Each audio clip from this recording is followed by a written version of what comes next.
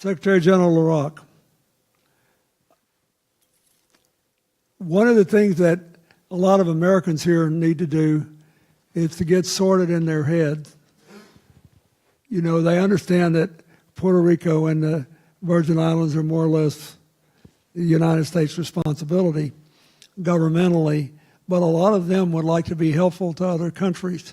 So tell them what CARICOM is doing across what range, and explain, you know, what you're going to do to coordinate here and in the future. Thank you, Mr. President, and thanks for organizing this event today. It's extremely helpful for us. CARICOM is multifaceted. We deal with 4 main pillars in terms of our integration arrangements: economic integration, social development, prevention of crime and security issues, and foreign policy coordination. This, in a nutshell, are the 4 pillars upon which our integration arrangement is organized. We do quite a bit in terms of disaster preparedness and disaster management. We coordinate with all member states. We've set up a specialized agency called the Caribbean Disaster Emergency Management Agency, CDEMA, which is headquartered in Barbados, and all CARICOM members, plus some of the associate members, or all of the associate members, are members of CDEMA. And CDEMA basically prepares us for oncoming hurricanes, mobilizes first responders into the countries. We try to get in there by a day or 2 afterwards. Coordinates with a lot of the development partners, and literally assist the member states in coordinating the initial efforts until they can get their own operations back on the ground. Because what happens when a hurricane like Maria strikes, you have to understand that, as in the case of Dominica, every single thing is destroyed. All systems come to a halt. And, you know, persons are literally in a daze. You wake up and the entire country is destroyed. So you have to start assisting in the first step. CDEMA would have gotten into Dominica once we had the all clear to get in via helicopter to land the first set of emergency response people, just to see what was going on and to get the word out, and then take it from there. We're now, 2 months away from the hurricane season. Already CDEMA is planning for the next hurricane season, which by all forecasts will be just as bad. And I have to say that last year was significant in that never before in our history in the Caribbean have we had so many islands, so many territories affected by the 2 Category 5 hurricanes. In addition to Puerto Rico and the U.S. Virgin Islands, of course, Dominica and Antigua and Barbuda, we had the British Virgin Islands, we had Turks and Caicos Islands, we had Anguilla. The Bahamas got touched, Haiti got touched as well. And we had to coordinate among all of these. I had perhaps the misfortune of having to visit all of these territories when they got damaged. And the amount of destruction I saw was just unbelievable. You have to see it to understand it from the ground. President, you saw it in Dominica. I saw it in Dominica 3 days after the hurricane. I happened to be from Dominica, so I had to make my way back there quickly to see what was the status of my home. But, and a lot of help is needed. Rebuilding is going to be a long-term effort. And the need to be resilient in all aspects, as Prime Minister Skerritt mentioned this morning, is essential. We've done some modeling, climate change modeling, and the predictions are not good.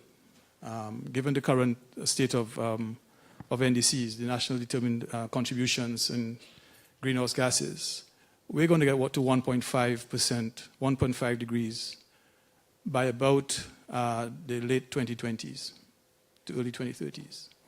And the modeling is saying that we're going to have more frequent storms, more intense storms. And in the off seasons, we're going to have drought. So we have to prepare for a range of different disasters. We've already had off-season heavy rainfalls in St. Vincent and the Grenadines in, I think, 2013 on Christmas Day. 6 hours of rain caused 17% of GDP damage. And persons died in 6 hours. They say lightning doesn't strike twice, and let's hope that is true. But let's not forget that Dominica was hit by Tropical Storm Erica in 2015. And the damage was about 95% of GDP. And on top of that, you come with Hurricane Maria. So that's our new normal. and we have to prepare for it. We have to coordinate. There are lessons learned from the last hurricane season in terms of how we can respond initially. We're looking at resilience, as Prime Minister also mentioned, in all the sectors, in health, in education, in agriculture. One of the things we want to do is to set up seed banks. Right after the hurricane, experts were flown into Dominica to propagate seedlings. Now, why would they have to do that? If we had seed banks in another territory, they could be flown in, put the farmers back to the soil, get food going. Some of the root crops can give a yield in 3 months, and get the economy started again. The environment, we have to build resilience in the environment, whether it's on the coastlines, whether it's the forests. As you saw, the forests of Dominica was decimated. And the forest, in addition to being a watershed, is part of our tourism product. So that goes, your coastline goes, your tourism product is damaged, and you have to revive that. So there's a whole range of things that we have to deal with as we go forward in preparing, both in terms of the immediate, medium, and long term going forward. And if I may just say one issue about renewable energy. One of the biggest costs to production in our region, whether it's in the goods sector or in the services sector, is energy. And a lot of foreign exchange leaves our region to purchase energy, the oil, the fossil fuel. If we're generating from the sun, as you say, geothermal, in Jamaica there are a number of wind farms as well, 2 wind farms. We have all of these options, and hydro in some of our territories, to make our region really self-sufficient in energy. We've set ourselves a target as a region to achieve 40% renewable by 2027. We're going to need a lot of assistance to get that done, to get the right technologies in. We know the cost is dropping, and the issue of dealing with the current suppliers, how you transition from the current mode of production of electricity to the renewables. We're going to need a lot of help in those areas. So that, in a nutshell, is what we do and what we're faced with in the long term. And the rebuilding effort, and I should say that resilience is not only necessary in those countries that have been damaged. I know, for instance, many of our countries, having seen what has happened last year, are beginning to look at issues, or continue to look at issues that affect them now, to prepare for the next hurricane. We heard from the president of the Caribbean Development Bank that all of the infrastructure projects now have a resilience component in it.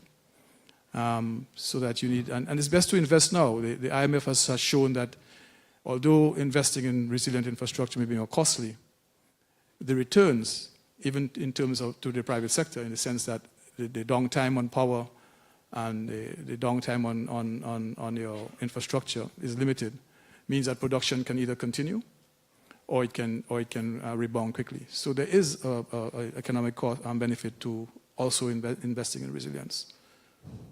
Yeah. I would like to just follow up, if I might, and invite the other panelists to go in, and then I'll go down to Mayor Yulin Cruz. Many years ago, about 11 years ago, I went to Anguilla. And Hillary and I were down there on vacation. But the government asked me if I'd come meet with them for 3 hours about all this. And I said, look, you know, you don't have any solar panels, and the wind blows like crazy here, and I went all the way around the island. It's little, you know. So I said, the good news is the wind blows hardest where the Caribbean hits rocks, not beach. You don't have to mess with your beach land. You don't have to mess with your golf courses. This is crazy. We should do solar and wind here. And they could also do waste recovery because the main urban area is right in the middle of the island and away from the water. But in every place there was always, as all of you know better than me, the obvious institutional resentment. And on the other hand, there's another challenge. Norway gave our foundation several $1 million to try to help do these switches to clean energy in the small island nations. And we have 3 in the Pacific, and then the rest are in the Caribbean. The only substantial market we worked a project because they asked us to was in Jamaica. The others were we had one we were working on in Barbuda. We're trying to get going again. And in St. Lucia, and in a couple of other places. So here's my question. I know what you said, but do you believe that in the places not hit by these hurricanes, they know it's a matter of time and that this will add urgency to their transformation? And if so, how are we going to get over the financing hurdle? Because even people I know well, I couldn't convince to do it in some of these places because the market was so small. So the recovery time was going to be very long unless they charge people too much, in which case you lose one of the main selling points for long-term development. I think the commitment is there to renewables. We see countries that are not now affected. I mentioned Jamaica, investing in wind farms. We know the work that you've done in Dominica, you're doing some work in St. Lucia, as well as St. Vincent and Nevis. So a lot of work is being done on geothermal. I think the financing is a big issue. The initial capital outlay is very significant. And we have to get the suppliers to work along with us. I was telling Lynn, there's always a transition. The model has to have a transition that does not result in any cost increase at all. Otherwise, you're not going to get the buy-in from the public. And how do you work at that transition? But I just want to say, President, in addition, in terms of building resilience, renewable energy is but one of the issues. There's several. So the opportunity cost of investing in resilience has to be weighed across all the sectors. It's not to minimize at all any one of them, but now I think the demand on the resources of the states have grown. Because you need to shore up your shoreline, you need to shore up your coastline, you need to go and rebuild your bridges. I remember when it was Hurricane Thomas hit St. Lucia, and I called the Prime Minister of the day, the very morning, and when I got him, he was out in the field, and he said to me, Irwin, I'm standing at a bridge that I just had to rebuild 3 years ago because it was flooded out, and I have to go and borrow to rebuild that bridge, and I have to build that bridge better, so it's going to cost me even more. So he was paying on a loan, and he had to go and borrow to rebuild. We've also shown that the debt profile of many of our member states are caused by external shocks. Natural disasters, be they hurricane or earthquake as in the case of Haiti, or volcano as in the case of Montserrat, and financial economic external shocks. And the fiscal space available in these countries are very limited. So we have to have creative financing mechanisms. We really have to think out of the box. And I know that a number of international financial institutions and development partners have come forward, and they're eager to help the countries that are devastated. But there's also need to help those who are preparing for the next disaster. And the opportunity cost of investing in the model, as you take a holistic view, you have to know where to put the limited dollars that you have and how you can get the financing done. Financing is a big issue.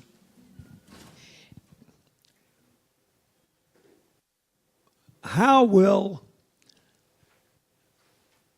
the Caribbean be different 5 years from now if we do everything you think we should? In 5 years, paint a picture. Right now, people think, God, it's full of places I'd like to visit. I have great vacations there. Me especially, I spent a lot of time there. But there's this problem, that problem, the other problem. I think I've never seen so many people in so many places who are willing to entertain fundamental change. So if you could paint this picture, what would it be like 5 years from now in the region? Not just in the countries and the islands that have been hit by this, but how will we all be different? How can we have a different meeting 5 years from now than the one we're having today? I would like to see a Caribbean where 5 years, I would say a significant proportion of the housing stock, the building stock, is disaster resilient. That's the first thing. People need shelter. I would like to see that our water systems, because water is another critical factor to survive, are also disaster resilient. Water's out in some of these countries for days. I would like to see electricity, power lines underground, so that they can withstand the disasters. I would like to see a significant, we've set a target for 40% renewables, but so it varies per country, a significant amount of renewables introduced into our grid. I would like to see our agriculture sector more resilient in terms of the right crops, because much of our farming community are subsistence farming, and a lot of livelihoods depend on that. And those countries that have whose tourism is significantly dependent on the environment, greater environmental resilience, and by that I mean reforestation for those who have been damaged, slope stabilization for those who are not damaged and expecting the heavy rainfalls, coral reef protection, mangrove propagation. So it's a range of things, not to mention, of course, that our hospitals and the fact that people have to hang on ropes to go and get their asthma puffs. That should never happen, that our hospitals can be self-sufficient, perhaps with the solar panels that you're speaking about, and our schools are also similarly resilient. We need more shelters in the communities themselves, so persons can repair to. That in a nutshell, I would think, would be what I would see in 5 years, I hope to see in 5 years. It is a lot, and it's going to take a lot of assistance, both in terms of the technical, not just the financial, but the technical assistance for spatial planning, environmental planners and the like. So it's a whole amalgam of skills that we have to work on together. It's a combination of issues.